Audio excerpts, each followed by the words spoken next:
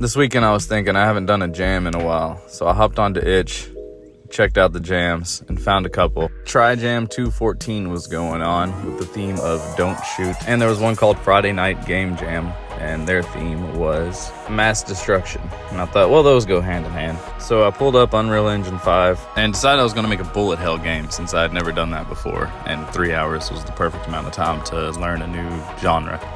I decided on 3 enemy types. There would be a melee enemy who comes up and hits you, a ranged enemy that gets within a certain range and shoots at you, and one I called exploding enemy or something that just kind of randomly shoots out a plethora of projectiles.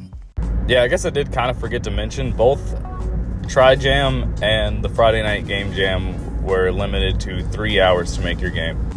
So I followed some pixel art tutorials and made some masterfully crafted sprites. Now that the hard part was out of the way, I had to learn the mechanics of a bullet hell. Fortunately, I've been playing quite a bit of Survivor.io lately, so I do have somewhat of an idea. I put all the enemies in a family and gave them line of sight and move to. I then gave the player a starting health of 20, which ended up being way too much, especially considering how long I ended up working on this health bar. Like, it has 20 different animations, and it's ridiculous. About halfway through, I tried to get slick with it and change it to where the animation would be set to the variable that was the player health. This, of course, did not work, so I had to put in the rest of the animations, and that worked. I then got the melee enemy to move towards the player once it had line of sight. Got the health bar following the enemy, and everything was going pretty good.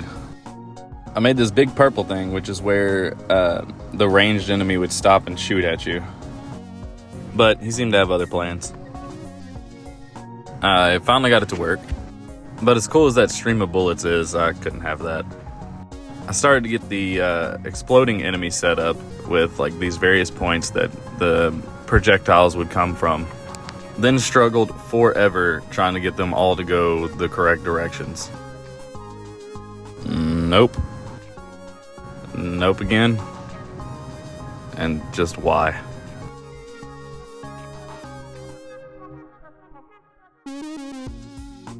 After finally having it pretty presentable, I moved on to something else. At this point, I had no idea what the theme was going to be of this game. I was thinking like a post-apocalypse thing, just because that's like the only reference I really have. But, you know, so I made this ground.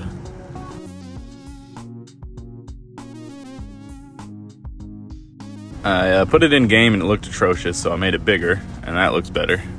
I put the player in there, and also it's set up in the event sheet for enemies to randomly spawn, which fortunately worked really well, I think. Then using that same code, I got the power-ups to spawn. And something I never addressed is I don't think the speed boost actually makes you any faster.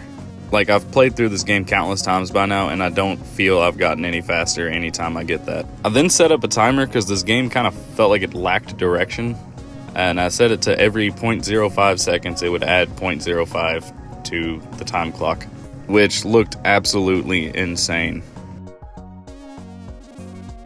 So after getting it to follow the camera, I made it 1 second intervals instead of 0.05, and that looks a lot better. I then added in the core gameplay loop, which is to get a shield so that the bullets will bounce off of the shield and kill the enemy. And it actually works right here, and it's the coolest thing. So now the game actually works, and it's pretty fun to play. And I think at this point I was about 2 hours in. So I had to really start cracking down on making this game like something you can actually look at. For reasons still unbeknownst to me, I made the player and the melee enemy both ants. Freaking out about the time, I didn't really waste any time trying to think of like ideas for any of the pickups or anything. So plus sign gives you health. The speed boost is a couple of chevrons on a blue square.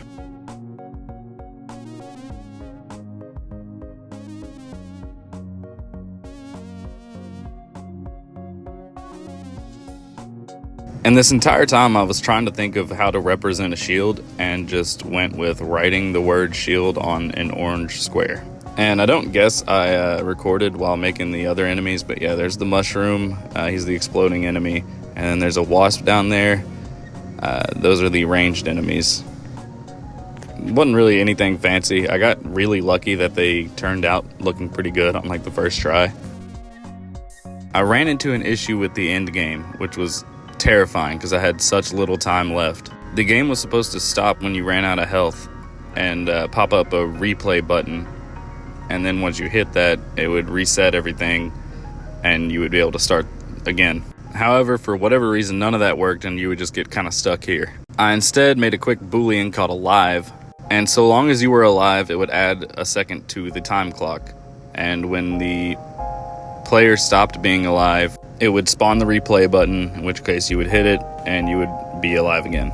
I opened up Adobe Express and began working on making the artwork for the game. I didn't have a whole lot of time left and I didn't really know if this should count towards making the game, but yeah, I had maybe like 10 minutes and just went ahead and made this.